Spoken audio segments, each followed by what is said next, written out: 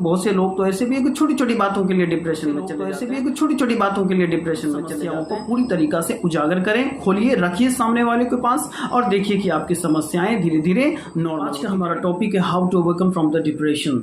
आप इसे डिप्रेशन कह लें, फ्रस्ट्रेशन कह लें या फिर इरिटेशन कह लें, इस तरह के सिम्टम्स हमारे ब्रेन में उत्पन्न होती रहती है और इस तरह की समस्याओं से न केवल एक आम व्यक्ति पीड़ित हैं बल्कि बड़े बड़े सक्सेसफुल लोग भी इस तरह की समस्याओं से पीड़ित हैं। अब सवाल ये है कि इस तरह की समस्याओं से हम निजात कैसे पा सकते हैं।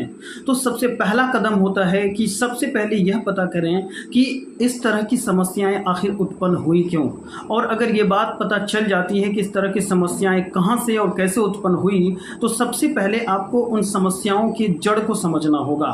चलिए यहाँ पे मैं एक पॉइंट वाली बात कहता हूँ। मान के चलिए कि ऐसी समस्याएं हैं जिनको आपने समझ भी लिया और आपने ये भी समझ लिया कि कैसे उत्पन्न हुई, लेकिन ये आपके हाथ में नहीं है कि आप उसे तुरंत या इंस्टेंटली उनको जो है सुधार कर लें। अब सवाल ये उठता है कि अब इस तरह की समस्याओं से आप कैसे निजात पाएं। मैं ये नहीं बताने वाला हूं कि आपको एक साइकोलॉजिकल हो या फिर क्या कहते हैं दार्शनिक तरीके से हो या फिर क्या कहते हैं स्पिरिचुअल यानी धार्मिक तरीके से इन चीज़ों को आप हटा सकते हैं। मैं जो भी बात कहने वाला हूँ वो सब प्रैक्टिकल में कहने वाला हूँ। देखिए, इस तरह की समस्याएं सबके साथ होती है, ठीक है, चाहे वो लोअर क्लास के हों, मिडिल के हों या अपर क्लास के हों। और अगर इसमें खास करके अगर युवा वर्ग हैं, हम जैसे लोग हैं, तो इस तरह की समस्याएं उनके पास उत्पन्न होना भी एक स्वाभाविक है।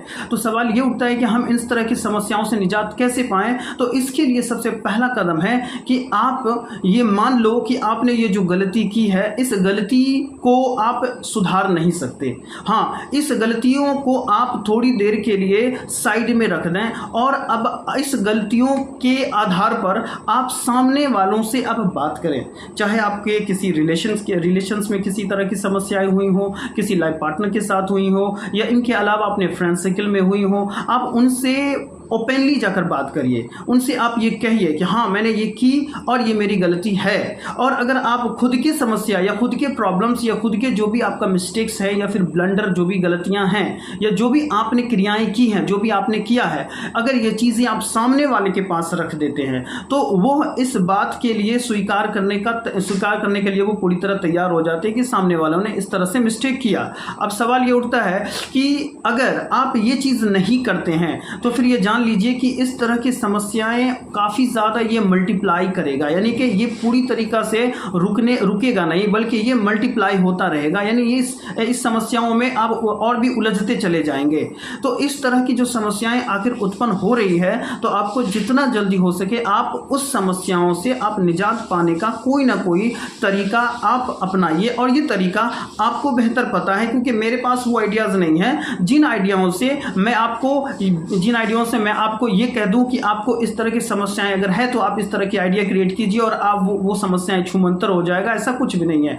देखिए, इस दुनिया में या इस संसार में सबसे बेस्ट टीचर और सबसे बेस्ट जो भी जज होते हैं या जो बेस्ट डॉक्टर्स होते हैं, वो इंसान खुद होता है, क्योंकि उन्हीं को पता है, यानी आपको ही पता है कि उस समस्या को आपने किस तरीका से क्रिएट किया और अब उस समस्या को किस तरीका से आप शॉर्ट आउट करेंगे।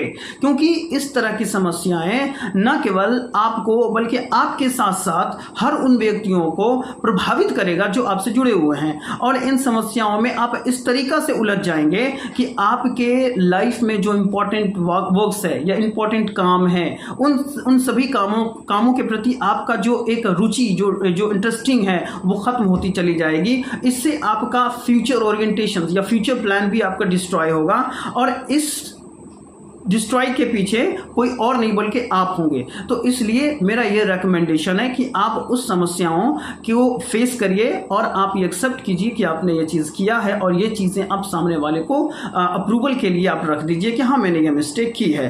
तो दोस्तों, इस वीडियो में मैं बस इतना ही कहना चाहूँगा कि आप केवल और केवल अपनी समस्याओं को, चाहे वो समस्या किसी भी स्तर का क्यों ना हो, चाहे वो छोटी हो या बड़ी हो, इससे कोई फर्क नहीं पड़ता। बस आप उस समस्याओं को सामने वाले के पास रख दीजिए और कहिए कि हाँ, मैंने ये मिस्टेक की है, अगली बार से ऐसी मिस्टेक नहीं होगी। ये कहना नहीं है बल्कि ये आपको अंदर से ही महसूस करना है। और देखेंगे कि आपके साथ वो जो समस्याएं हैं वो समस्याएं धीरे धीरे ईजी होता चला जाएगा। आपने एक चीज़ नोटिस किया होगा, जब आप किसी बंदे को कर्ज देते हो तो आपने ये नोटिस किया होगा कि सामने वाला बंदा जब टाइम पे वो अगर पे नहीं करता है तो आप चढ़ के आप उनके ऊपर बोलते हो, और अगर बार बार इस तरह से आप चढ़ के बोलते हो तो सामने वाला बंदा नॉर्मली वो क्या होता है, वो डिप्रेशन में चला जाता है, वो आपसे नजरें नहीं मिलाना चाहता, वो आपके सामने नहीं आना चाहता। लेकिन आप याद रखिए, अगर वही बंदा अगर आपको डबल क्रॉस करना चाहे, यानी कि वो आपके सामने इस तरीका से रिप्रेजेंट करे, यानी खुद को दिखाए कि आप उस वक्त ये बात कहने में पूरी तरीका से हेल्पलेस हो जाएंगे, लाचार हो जाएंगे कि यार इस बंदे से पैसा लिया जाए या नहीं लिया जाए। क्योंकि बहुत सारे मामलों में मैंने ऐसा देखा है, और खासकर इस तरह के मामला बैंकिंग सेक्टर में ज़्यादा होती है कि कोई कस्टमर ने लोन्स लिया या किसी कस्टमर्स ने कोई अकाउंट्स खुलवाया और उसमें पैसे रखे और पैसे के साथ कुछ हेरा फेरी हो गई। तो जब वो कस्टमर या फिर वो लोन जो अवेल किया है, जो बैंक से लिया है, जब आप देखेंगे कि दो मामलों में, इस तरह के दो मामलों में, कि जब आप लोन लेते हैं और जब आप सारी समस्याएं बैंक के मैनेजर्स को आप जब बताते हैं तो वो आपको एक नई आइडिया या नई रास्ता आपको बताते हैं। लेकिन जब आप बैंक तक नहीं पहुंचते, मैनेजर से कांटेक्ट नहीं करते हैं, तो फिर उनके एजेंट्स आपके घरों तक पहुंच जाते हैं और आपको पता नहीं कितने सारे चैलेंजेस से गुजरना होता है। उसी तरीका से अगर आपने किसी बैंक में आपने बहुत सारे पैसे रखे हैं और या रख चुके हैं, आपके साथ कुछ हेराफेरी हो गई है, जब आप बार बार बैंक में जाएंगे, बैंक मैनेजर से जाएंगे, तो वो आपको इग्नोर करेगा। लेकिन आपको जब ये बातें पूरी तरह बुरी लगने लगेगी कि भाई इस तरह से मेरे साथ नहीं होना चाहिए, तो आप बैंक में जाकर आप हल्ला करते हो, आप उनके साथ शोर मचाते हो या उनके साथ एक बैड कम्युनिकेशन करते हो। तो आप देखते हो कि उसी में से कुछ बंदे आपके पास आकर के आपकी समस्याओं को गंभीरतापूर्वक सुनता है और फिर वो सॉल्यूशंस भी बताता है, और देखते हैं कि धीरे धीरे आपकी समस्याएं सुलझ जाती है।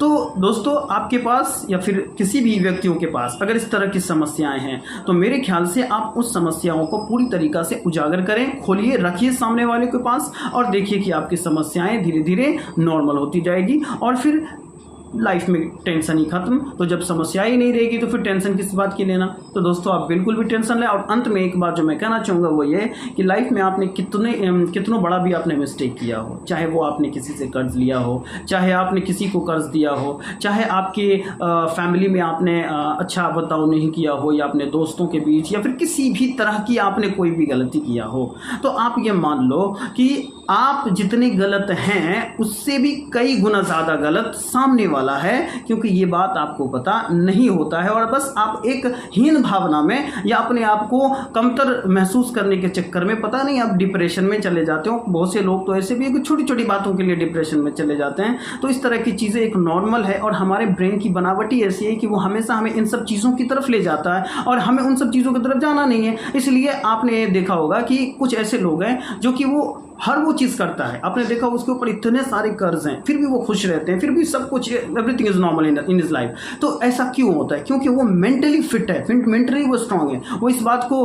केयर नहीं करता है कि उसके साथ आगे क्या होगा। ऐसा कुछ होगा ही नहीं, क्योंकि अगर ऐसा होता तो हम और आप कितने सारे चीज़ पहले ही सोच लेते हैं कि पता नहीं क्या होगा का मतलब है कि हम ब्रेन में ये भी इमेज कर लेते हैं कि हमारे साथ ये होगा, लेकिन ऐसा कभी हुआ नहीं या ना होता है। ठीक है, ये परिस्थिति तय करती है कि आगे क्या होगा और क्या होना चाहिए। That's it.